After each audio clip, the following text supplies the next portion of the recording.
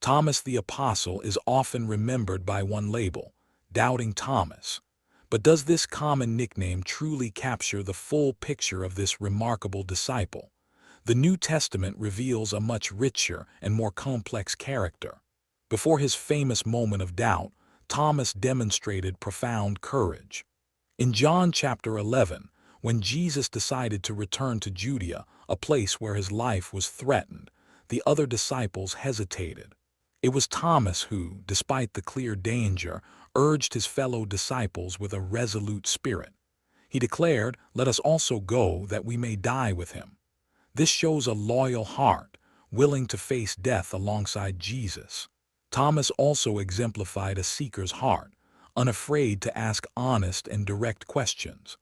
During the Last Supper, as recorded in John chapter 14, Jesus spoke of going to prepare a place for his followers. Confused by Jesus' words, Thomas openly asked, "Lord, we do not know where you are going, and how can we know the way?" This question prompted one of Jesus' most profound statements, "I am the way and the truth and the life." The moment that cemented Thomas's doubting reputation occurred after Jesus' resurrection.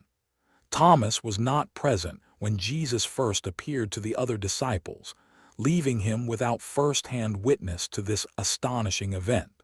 When the other disciples joyfully proclaimed, "We have seen the Lord," Thomas responded with skepticism.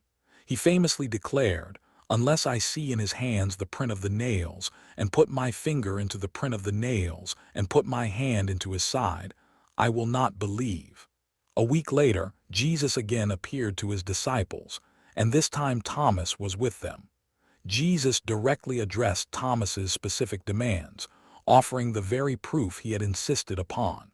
Jesus said to him, "Reach your finger here and look at my hands, and reach your hand here and put it into my side.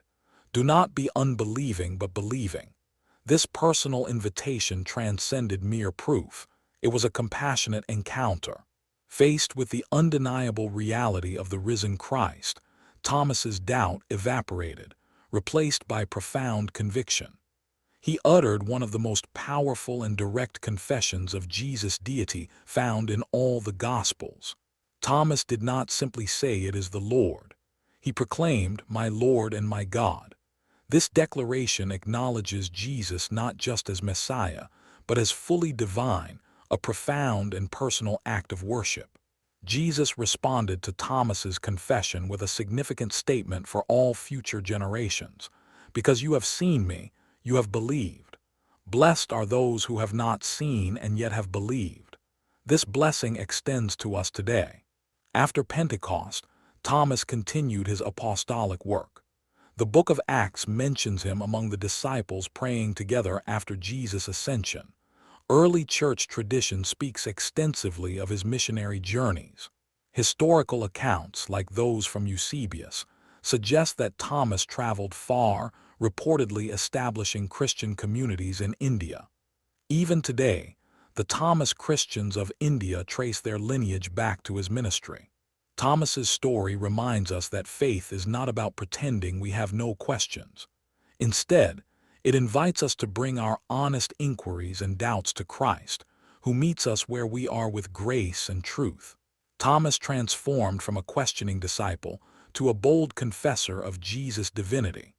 His journey assures us that sincere questioning can lead to a deeper, more profound faith, culminating in worship of my Lord and my God.